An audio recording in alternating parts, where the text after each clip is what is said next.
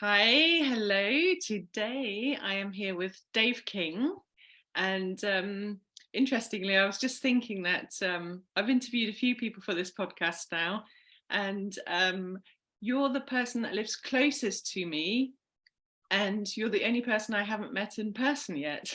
So, Oh, right. Well, we'll have to sort that out. bit of irony in that. I mean, I think we live, I don't know, less than a kilometre away from each other, don't we? Oh, okay. Right. Yeah, Yeah. really quite close. And anyway, it was your lovely wife that suggested I interview you because I gather you have a very interesting story to tell about your career change. And so, if that's okay with you, I'd like to start with what I know you were in a career for more than 20 years. Would you mind starting off by telling us about that? Sure. Yeah. Well, I left school and became a letterpress and lithographic printer. And then I went via college. I ended up in management. So I was in the print trade for 26 years. And I think I was a perfectly adequate administrator. Mhm. I was quite good at making money for the companies I worked for, but in the end, I ended up, as many people are, sort of welded to a computer for 8, 9 hours a day. And I was desperately racking my brains trying to come up with an idea so I could have a complete lifestyle change. And then in 2005, the company had a difficult 12 months, and myself and a number of the middle managers were made redundant. So my hand was forced, as they say. So can you remember, I know it's a little while ago now, but can you remember how that felt when the word redundancy came up? Was there a sense of excitement, dread, or Well, I know, I appreciate and understand that for many people, it's a very upsetting thing, but I honestly skipped across the car park. It was like it was one of the happiest days of my life, and it was like a 10-ton weight, because I was, I could see it coming down the tracks, and the anticipation of it was worse, far worse than the actual event. So yeah, that part of it wasn't difficult, although I totally appreciate for many people, it is a very difficult time. yeah, no, absolutely. It's quite interesting hearing people's reaction to the word redundancy. Some people do see it like winning the lottery. I think especially if they've been there a long time and they're ready to move on anyway. Yeah, yeah, It's kind of a blessing, isn't it? Whereas for others, obviously, it can be a dreadful time, very, very stressful. yeah. No, I do get that Yeah. totally. But I'm really happy that it caused you to skip across the car park. I'm really happy to hear that. So then what did you, when the redundancy came, did you already know what your next step was going to be, or were you still at the Not exploration? really. I wanted. I really had spent quite a while thinking about what motivated me and Hmm. what didn't motivate me.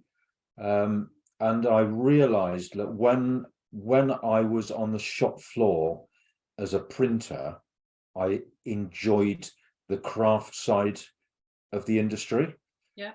And I thought, well, I want to get back to making things, and I want to get back to being outdoors if I can. Hmm. I don't, um, or having the autonomy to be outdoors. Yeah. So what I did enjoy about in my time as in print management was getting out and about, meeting suppliers, meeting clients, coming up with solutions to the problems. But as computers played a bigger part in that role, that side dwindled. Yeah. So I didn't have, so I kind of, dry stone walling was kind of there, but it wasn't to the forefront. I thought possibly going back to craft letterpress printing, but that is a bit niche, and I thought commercially maybe a bit of a struggle. So I started out just my immediate options were in the print industry, print buying for a financial services company in Bristol. But I had a friend who worked there, and he said, well, they'll almost certainly give you a job, but you'll throw yourself out the window with boredom. He said it's awful. Or possibly project management, print and marketing in London. But our two daughters were very young at the time, and I thought, well, I just don't fancy schlepping down to London and staying in a hotel and all that business. So yeah, I just set up a little gardening business up. I'm quite good with plants, and I set up the garden we have here. So I quite quickly got busy with that, and things. I kind of was taken down a path from there, which I happily went down. Yeah, well, you've given us a bit of a spoiler there for those people who were listening very intently. You did mention the word dry stone walling, and I know that's now what you spend. Well, I think that's what you spend a majority of your time doing now. Is that right? Most of my time, yeah. I did. I'd been doing the gardening for a few months, and then a friend of mine worked at what was then the Royal Agricultural College, now the Royal Agricultural University. Yeah.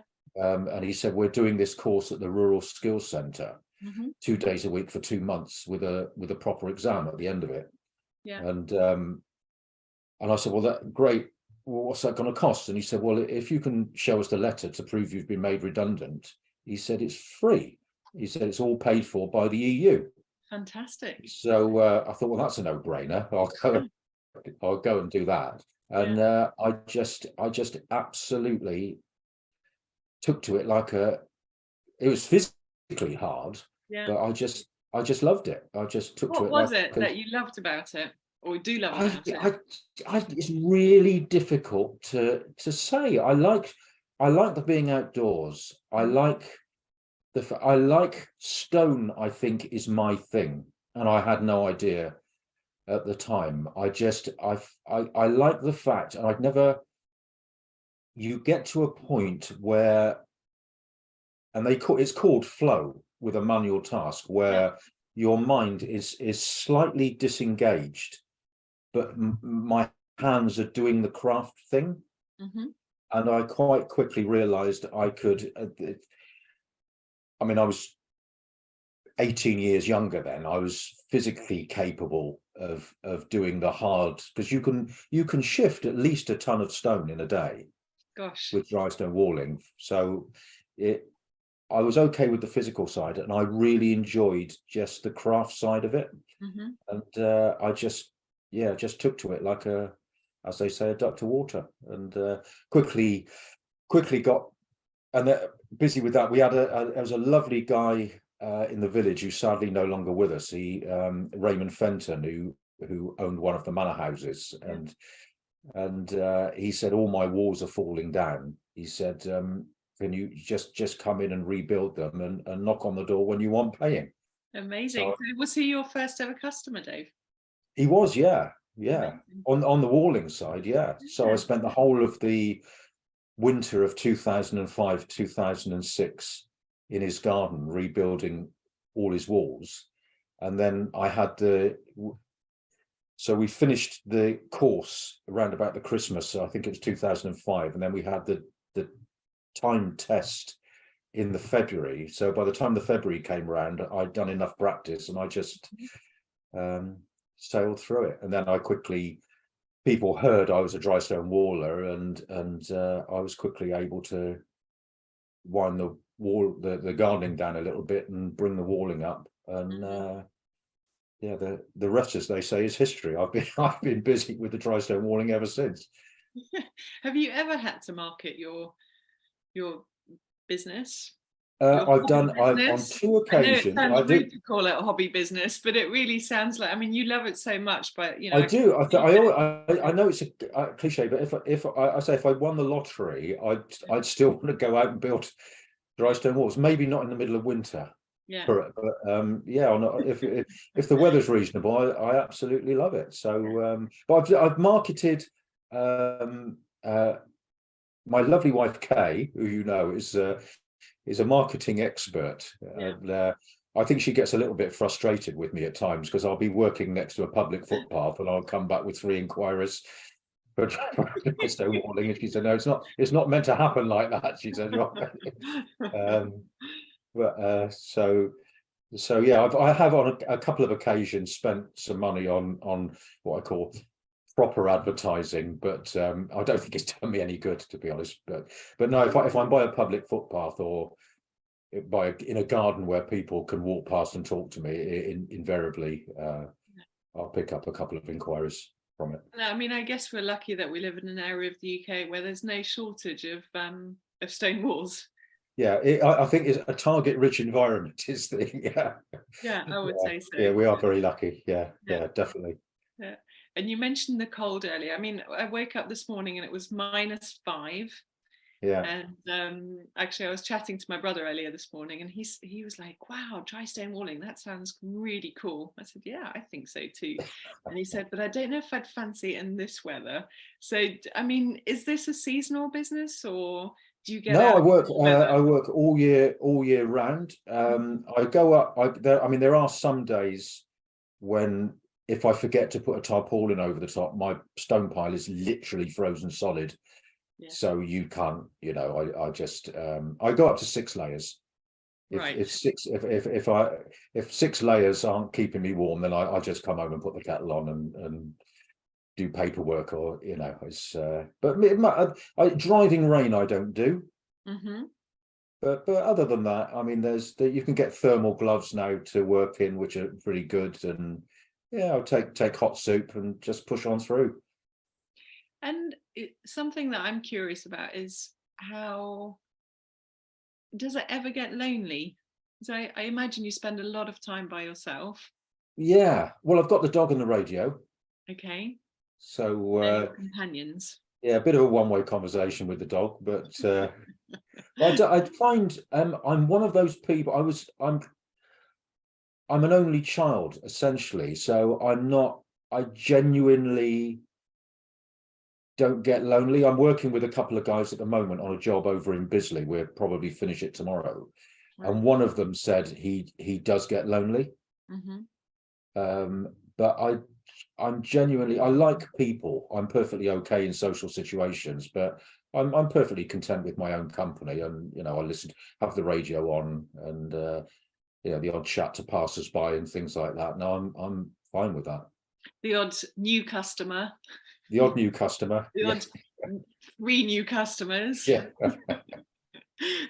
And I mean, I know it's a little while since you made the big career change, but what do you think you've learned about yourself in the process? Did you take any skills with you into your business? Yes, the skill.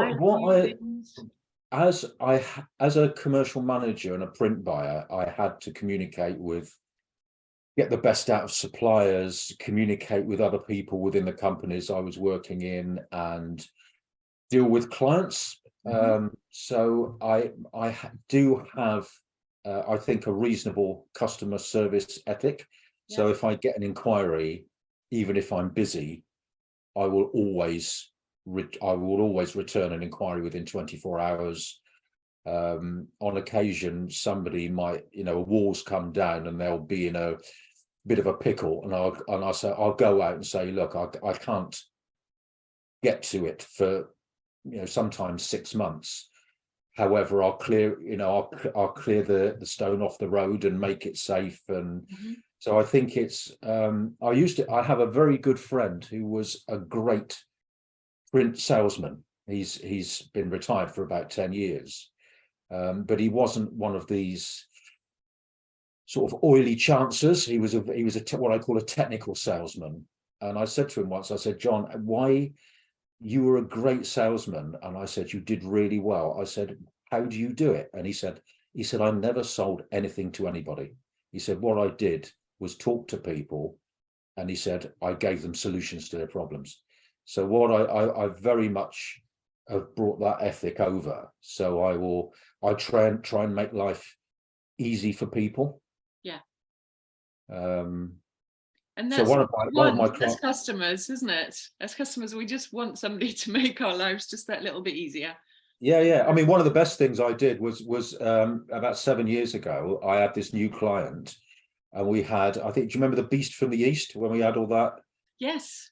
She'd got her vehicle snowed in on the drive, and I was freezing cold, so I just got a shovel and a couple of mats, and just to warm up, and dug her vehicle out of the snow, and I've been there on and off ever since. So it was a very very lucrative couple of hours digging a Range Rover off of a drive. See, it all comes back in some way. It's funny because, you know, I do talk to a lot of people who are thinking about a career change, and one of their big fears is that they've invested all this time in their existing career, and that going into something new is going to be starting completely from scratch.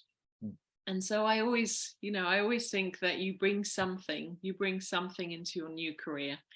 You know, oh, absolutely, yeah, the experience and the skills and the knowledge that you've acquired over the years, you bring those with you, so you're never ever starting from scratch, in my opinion. So it's quite nice. No, you're absolutely right. You're absolutely right. Yeah. And we're sorry, go on. No, carry on. No, I was going to say we're told that the two things in life you can't avoid is death and taxes, which is absolutely true, but it's also change. Yeah. You can't resist it. I mean, change is always going to happen. Yeah. So you know, just go with it and try and make it work for you. This is it. The only constant thing is change. Yeah. And do you remember, did you have any fears around, obviously you were really excited that you were made redundant, and then I know you started with the gardening, but was there ever a part of you that was fearful of what lay ahead? My only fear was, as I said before, the redundancy actually for me was a huge relief. When I started doing the dry stone walling, I remember there was a day at the Rural Skills Centre at Coats where I just couldn't do it.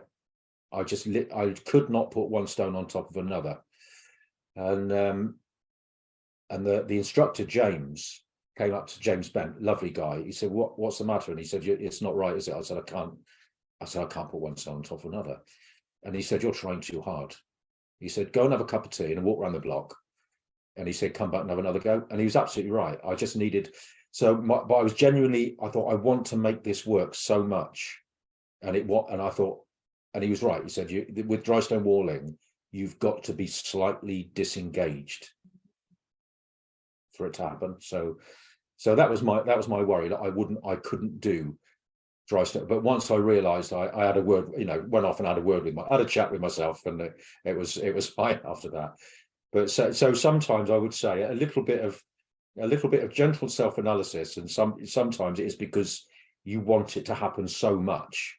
Yeah. And it just so either literally or metaphorically, have a cup of tea and a walk around the block, and totally get your head in a different place. Yeah, and let it go a little bit. Yeah. I love that. Is that the only time that you experienced fear? Because actually it sounds like no, I wouldn't say pretty quickly. There was a couple of times I did a job for a client. I'd laid a patio for them and given their garden a bit of a makeover, and I hadn't been dry stone walling very long, and they said, "We want a piece of sculpture for the garden, something creative. What could you do something in stone?" They've seen an Andy Goldsworthy egg. I don't know if you're familiar with his work. He's an incredible landscape artist. I mean, he did a lot of dry stone eggs and other creative stuff. And they said, "We've seen an Andy Goldsworthy egg. Could you build a dry stone egg in our garden?" And I said, "Oh yeah, I can do that. Yeah." So I came home and I just sat with a cup of tea and my head in my hands, and I said to Kay, I said, "Oh dear. What have I done? What have I done? I have so bitten off more than I can chew." And I had a good friend who's very clever guy, a great lateral thinker, and he's done boat building. And I thought, well, he's a very practical guy and very clever. I'll discuss it with him. So I said, Paul, I've got to build a dry stone egg. Mm-hmm. And he said, oh, well, we better have a beer and think about this. So we had a beer, and he said, what you need is, he said, it's like building a wooden rowing boat. I said, really? He said, yeah. He said, you just need a datum point and a table of measurements. He said, it'll build itself. Mm-hmm. So I said, okay. So we did a couple of drawings, and I did what he said, and I built a dry stone egg. So I've done a few since, and as long as you stick to the rules, they'll work. But and I did. So from the walling, I got into the creative work, which so I had absolutely no idea I had a creative side at all. I didn't do art at school. I had no idea. And my wife Kay bought me a weekend stone carving course. Mm-hmm. And I just, which is through New Brewery Arts in Cirencester. Yeah, a lovely lady called Anne Margaret Ball. Yeah. So I did a weekend stone carving with her, and she said, well, what do you want to carve? And I said, well, I'll have a go at an acorn. So I picked up a stone, and she showed me how to use the mallet and chisel, and I could see an acorn. I just took away what wasn't the acorn. And she said, well, you've done a bit of this before, obviously. I said, no, I've never. I understand stone, but so. Do you mind me asking what age you were when you did that? About 40, late 40s, I suppose. So it took you 4 and a bit decades to uncover this. Yeah, I'd no idea, but I realised I can do that thing. I can visualise in 3 dimensions, and I didn't realise.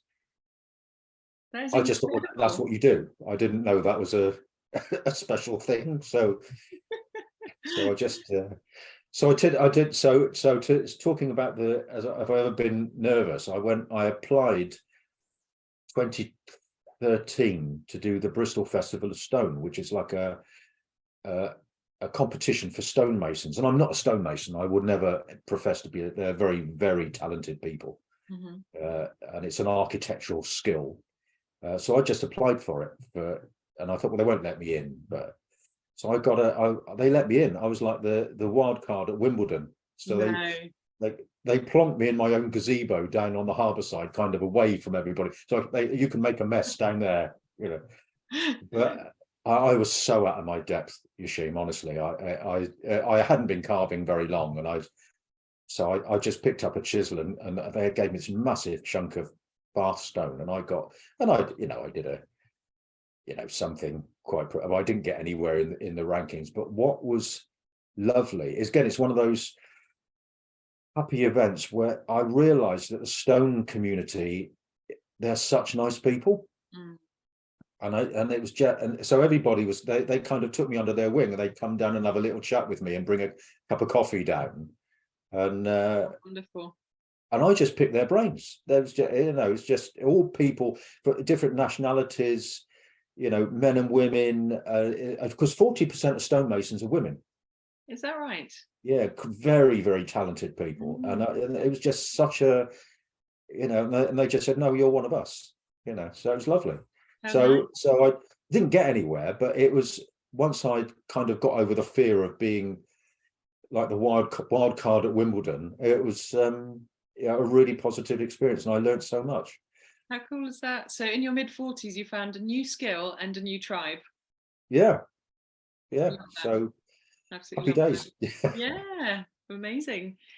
I'm guessing that your definition of success might have changed and merged a little bit over the years. Can you remember if I'd asked you 25 years ago or 20 years ago what your definition of success was back then versus what it is now?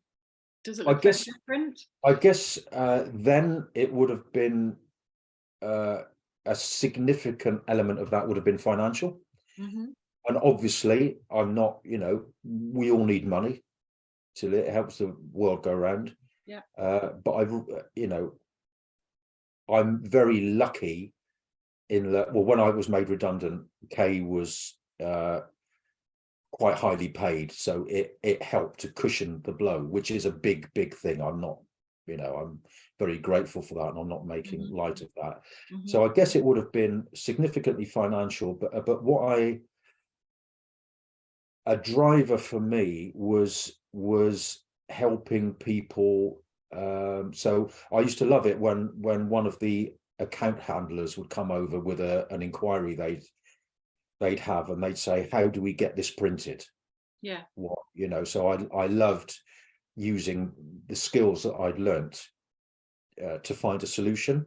So I guess that there is still an element of that, although I'm doing something fundamentally different. There is still an element of that, but the financial side it's still an issue, but it's genuinely, I mean, what on several occasions doing what I do now, whether it be the dry stone walling or the carving, people have come up to me and said, that's beautiful.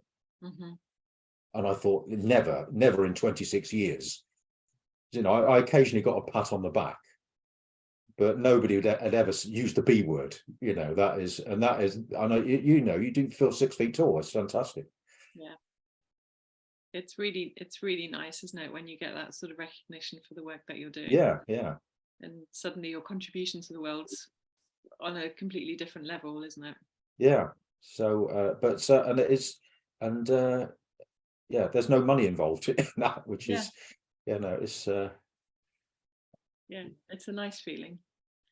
And so anybody that's listening to this right now who's thinking about making either a big change or even just a little tweak to their career, what would your advice be, having gone through? I'd say, obviously, if you can, don't take too big or take a good look at the financial risks involved.